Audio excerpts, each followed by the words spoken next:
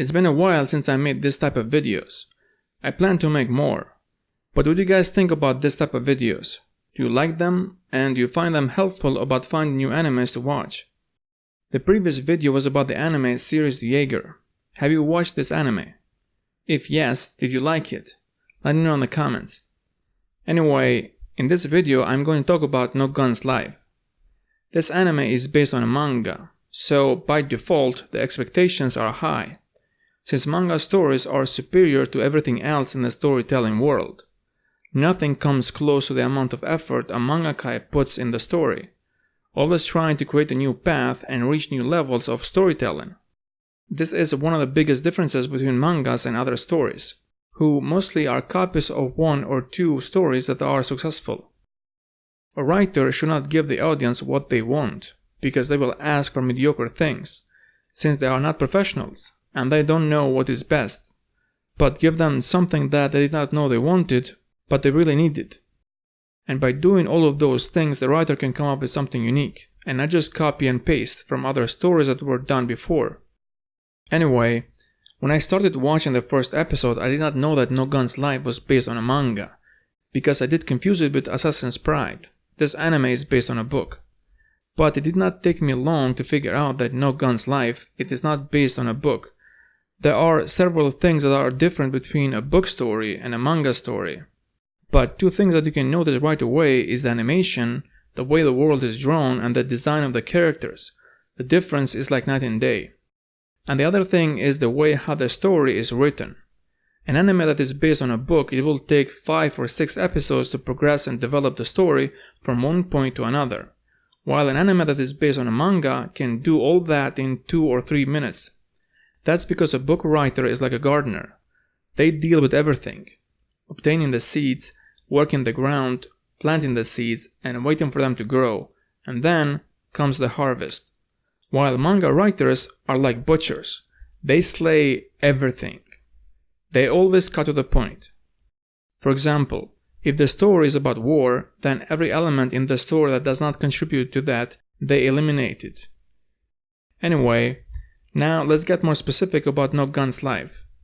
When you see for the first time the way how the animation looks, you might think that this anime is old, because the techniques that are used in this anime are used in the past, 80s or 90s. But not just this anime is made now, but the story takes place in a futuristic world. Based on what I said, this is weird, right? Actually, because of all those things, this anime is great. The end result is stunning and unique. If you watch this anime, you will not say that this anime reminds me of this other anime or something like that. The design of the characters, the places that the story takes place, and the fight scenes are all great. The main character is mechanically modified. He has a gun for a head. I am sure that at the beginning it will look weird and hard to get used to, but trust me, just a couple of minutes in and you would not have it otherwise. Not just it looks normal, but also necessary, and the story will not be the same without it. If you have watched a lot of animes, you know the hard-boiled type of character, and the main character of this story has a gun for a head. So I don't know if it is possible to be more hard-boiled than that. He did get the modifications on his body during the war. He was a soldier. But the war has ended, so he's trying to make good use of the skills that he has.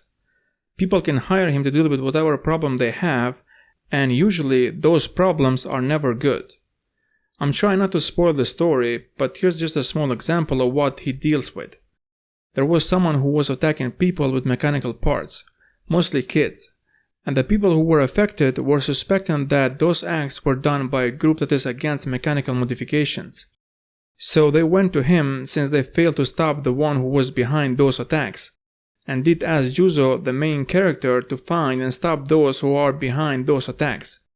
As I said before, the manga story moves very quickly and always gets to the point. And in this story, in just a couple of episodes, you understand who is who and how this world works.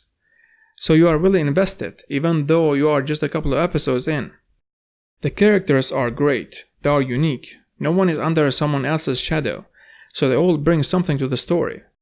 The main characters are a former soldier so heavily modified that has a gun for a head, a kid who was being used for scientific experiments by a very powerful organization, and a girl who is a very skilled mechanic.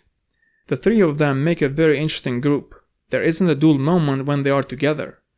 But other characters are very interesting as well. In every dialogue between characters you learn something, whether it's about the characters or what is happening at the moment or about the story in general. It is a very intriguing world, and a lot of things do happen and fast.